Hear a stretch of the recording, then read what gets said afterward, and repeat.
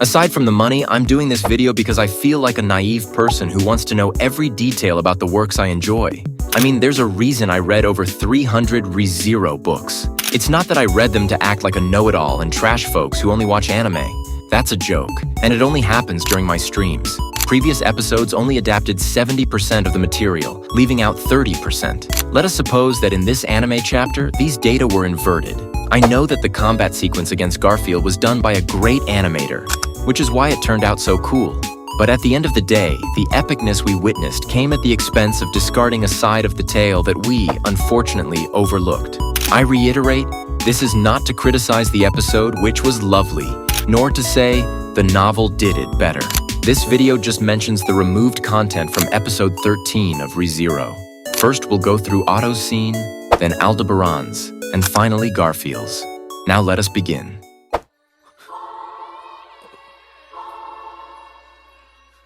The water dragons assisted Otto for reasons other than his ability. Otto claims that he would not typically be able to persuade these monsters to assist him, but this was a special occasion. This was because Subaru's speech was so powerful that it inspired wild creatures to be brave and determined, believing that the archbishops were to blame for the negative vibrations in their environment. So Otto took advantage of this and persuaded them to create an alliance. They served as his insurance against the worst-case scenario. Unfortunately, they were slain by Lei. Otto has an introspective moment in which he acknowledges he feels awful for using them as bait. Other cut content in this section include how Felt treats Otto. Despite the fact that she recognizes him, she appears to be unaware of his name and merely refers to him as the green guy. Otto complains about it, but because it's Otto, no one cares or listens to him. In addition, the narrative depicts Gaston and Felt attacking Gula in a very different manner. In the anime, we witness Felt hurl a dagger at the archbishop, which he uses to stab Gaston. In the novel, Felt pretends to throw it at Gula, and Gaston takes advantage of the temporary attention by running and attempting to seize the dagger in midair to stab the opponent. However, Lei is faster than him and ends up stabbing him in the chest, as seen in the anime. The novel's version of Gaston appears to be more determined and useful than his failed anime counterpart. Also, one detail they did not delete, but would have been nice to have, is the scene in which Felt invokes her divine protection while running and rushes like the wind. They merely showed her jogging at normal speed, which is a little disappointing. I mean, she is supposed to be in a rush and has limited time. The final omission is the part of the discourse in which Felt expresses sympathy for her people and requests that they not die for her. The anime's Felt appears to be bossy, whereas the novel's Felt remains bossy but displays more of her gentle side. But now let's move on to the Aldebaran scenario. The scene between Aldebaran and Capella was entertaining. In fact, that scene in which Aldebaran behaved effeminately was not even in the story, yet it made me laugh so hard. Unfortunately, there were more talks in such style, but due to time constraints, the humorous exchanges between Aldebaran and Capella had to be cut. However, there were two details that may have significantly increased the enigma around Aldebaran. The novel explains this clearly, but the anime does not. First, a scene was deleted to make it obvious that Aldebaran knew the other archbishops, but not for their heinous actions. Instead, it appeared that he knew them on a personal basis. This motivates Capella to respond in an unusual manner, which I have translated and will share below with AI. Oh, you know one of those useless scraps of offal? The freakish grudge sow? The tiny dick virgin? The starving baby faces who don't have a shred of personality? Or the absurd, misguided, mental masturbatory spirit? None of them are the sort who are worth spending time with. Didn't your parents ever tell you to be careful choosing your friends? Another aspect that would be tough to understand is how Aldebaran dodges strikes and defeats Capella. Everything happens swiftly in the anime, and we are unlikely to ponder how he manages to avoid everything with ease. Capella does, however, bring this up in the story. She observes that it is unusual for Aldebaran to dodge attacks that he should be unable to avoid. For example, when she assaulted him with the altered portion of her body, Capella was taken aback by Aldebaran's ability to not only evade the initial hit, but also an attack he should not have been aware of. Furthermore, in the novel, when he is struck by the strike depicted in the image, he is already prepared with his blade to intercept it with all his might. Only until he had lowered the archbishop's strike momentum sufficiently did he activate his earth magic, knocking Capella's limb against the ceiling. This sequence in the text lends credence to Aldebaran's ability to perform such feats, yet in the anime, he appears to cope well with the scenario.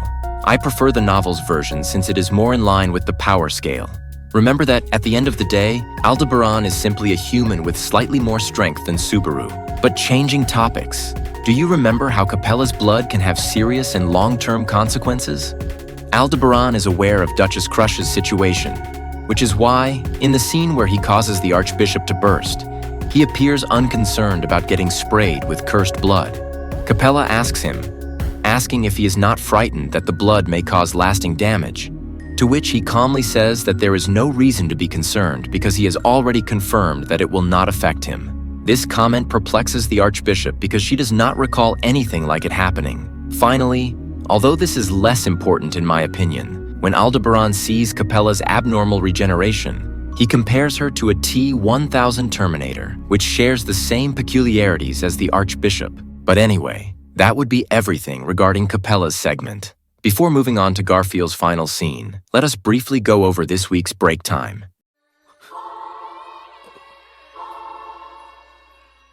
This break time actually surprised me, especially since I expected them to continue the side story of Petra's meeting with Diaz. However, it appears that they decided to adapt the night before the excursion to Pristella instead. On this night, we observe how each member of Emilia's faction addresses Otto and requests that he take care of everyone in the City of the Gates. They can't help but trust him more for this type of duty because, well, he's the most level-headed and serious of the bunch, unlike Subaru and the others. No one, including Emilia, asks him to take care of himself. To be honest, there are just 3 episodes remaining in the 3rd season, so I'm curious to see what the final break times will be. My guess is that they'll utilize one of the remaining 3 break times to adjust Petra's speech, and the other 2 to supplement what couldn't be altered due to time constraints. Anyway, let's move on to the episode's most exciting sequence. I'd want to emphasize that I'm not here to discuss the episode. Rather, I'm here to discuss what was not shown in the episode. To be more specific, I'm here to discuss what happened in the novel. If I wanted to discuss what was presented in the episode, this section would be titled Re-Zero Episode 13 Review.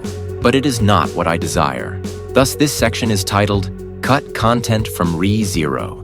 I say this in case anyone wonders why I'm not discussing the gorgeous animation sequence we received today, which, I must confess, was great. I bring this up because, believe me, the fight between Garfiel and Kurgan has shifted dramatically. If you're here, I'm assuming you've seen the most recent episode of the anime. What you're about to hear is not a synopsis of the original version, but rather my thoughts on the most emotional parts from this battle. First, I believe the novel provides a much more thorough account of how the entire struggle unfolded. The animation depicts them fighting outside the entrance to a stronghold, then in the pipes, and ultimately in the refuge. However, the novel has far more locations. For example, it is reported that as soon as Garfiel awakens, he is sent flying far away to the boundaries of the control tower, the location where Capella is meant to be. Then he is slammed against the tower, and a tremendous fight ensues in which they destroy each floor of the structure. Following that, he is thrown to the top of the tower, only to be launched into a water-filled chamber. Unlike in the anime, after he is hurled into the sewers, it is detailed here that they fight in this submerged room for quite some time until the water turns totally red. Garfiel was about to drown when Kurgan provided a route for the water to drain, allowing them to get to the shelter. Do you see the difference in the number of locales featured throughout the novel? More scenes don't always improve a tale, but it was thrilling to observe Garfiel's attempts to outperform Kurgan. Another significant distinction is that Garfiel's hallucinations of Elsa are exclusive to the anime. Personally, I like the novel's version, in which Garfiel admits that he has no qualms about killing people he knows are beyond redemption, such as the mass of blood that engulfed him and Capella's creatures. Concerning the combat itself, Garfiel was severely outmatched in every encounter with Kurgan. According to the novel, for every 2 hits Garfiel landed, Kurgan would hit him 8 times. Another noteworthy truth is that the destruction they wrought was so massive that even Capella's beasts were unable to approach. Perhaps the most amazing detail was how Garfiel continued to fight. Because he continued losing in direct exchanges, he devised a strategy. He concentrated all of his strength in one hand while directing all of his healing magic into the other. The level of healing power was so strong that he was able to mend and reattach damaged bones. His hands were caught in an unending cycle of healing and devastation. Kurgan himself is also an intriguing subject. While the anime establishes his superiority and portrays him as an honorable warrior, showing him killing Capella's beasts when they interfere in the battle or sealing the water leak so it doesn't affect the fight in the shelter, the novel depicts him as even stronger and, surprisingly, more merciful toward Garfiel. He was so powerful that he spared Garfiel's life twice, not out of mercy, but due to extraneous interference, and he longed to kill him off with his own hands. Kurgan's backstory was only partially adapted. Garfiel and Wilhelm mention it in a flashback in the anime. However, their statement is only a summary of the entire excerpt. Just as I previously published Regulus' speech, I will now present Kurgan's entire passage, which not only adds depth to his character, but also deepens the lore of the Re-Zero universe. Eight Arms Kurgan was a legendary figure in the Wallachian Empire. The empire was already famed for its meritocracy, and compared with other countries, demi-human tribes had secured a relatively stable place for themselves within its borders.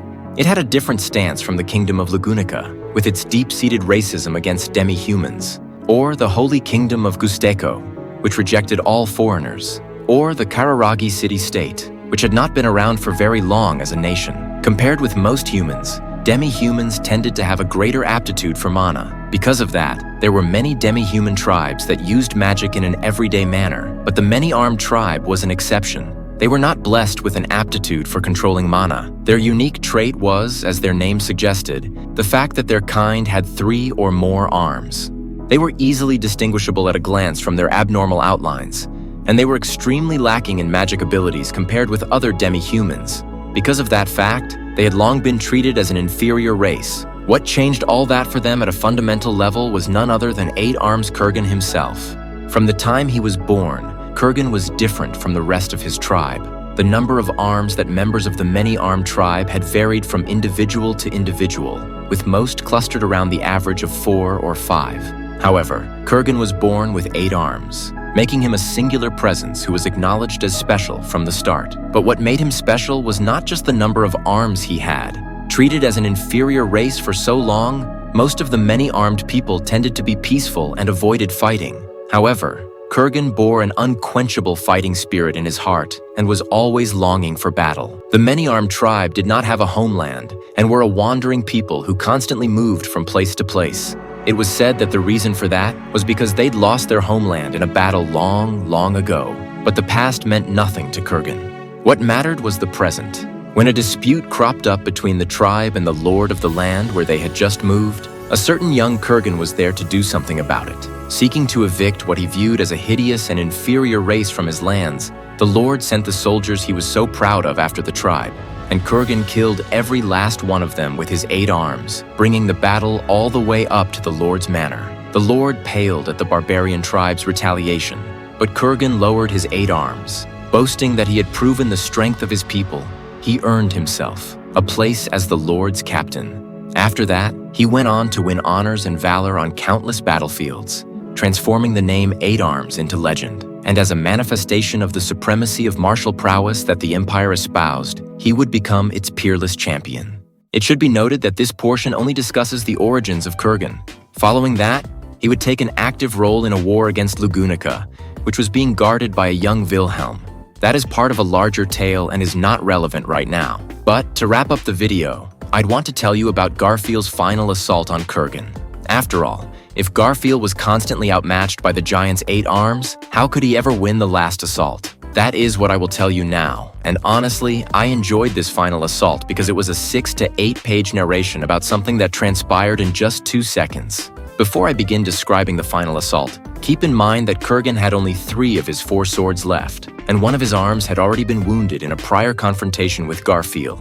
Now let us begin. Kurgan's initial attack was with one of his blades. Garfiel easily avoided it by stepping on it with the heel of his foot. The second hit was delivered with his second sword, aimed directly at Garfiel's head. Garfiel used both arm shields to deflect the hit, but his right arm was reportedly bent. The third and fourth attacks were clean punches delivered simultaneously, one at his abdomen and the other at his face. Garfiel resigned himself to receiving the punch to his gut, hardening his abdomen to the greatest extent possible. As for the punch aiming at his face, he blocked it with his already bent right hand. It is reported that his arm was pulverized and lost all of its shape, but it did not halt the punch. It simply decreased the impact, just enough to counter the enemy's fist with a headbutt and stop it dead. The fifth and sixth strikes were both clean punches sent at him at the same moment. Garfiel couldn't use his right arm, and his left arm couldn't get there in time. So he approached Kurgan and entered his personal space. Immediately after, he utilized his divine protection to raise the ground beneath Kurgan slightly,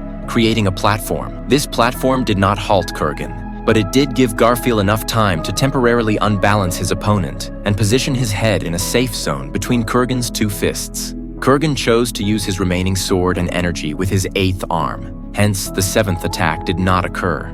So, with all of his remaining might, he intercepted Garfiel, who only lifted his left hand to block it. Unfortunately, this was insufficient, and his only healthy arm lost all function.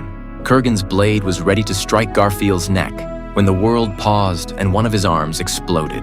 Kurgan was unaware of the true state of his eighth arm due to a previous wound inflicted by Garfiel, and overexerting that limb stopped the giant from executing the last blow. If Kurgan had been alive, he would not have committed this error since he would have attacked with his seventh healthy arm. However, as corpses do not experience pain, this inaccuracy was unavoidable. Garfiel no longer had any limbs to utilize, so he relied on the only thing still functional, his mouth. He lunged at Kurgan's neck, tearing part of it off. According to reports, he lost several teeth and became ill as a result of utilizing such a gory method. But he was actually appalled as he dropped to the ground and spat the remainder of Kurgan from his mouth. Kurgan merely watched the sight in silence, saying only one word: marvelous. If you examine the anime scene, you will notice that the choreography is entirely different.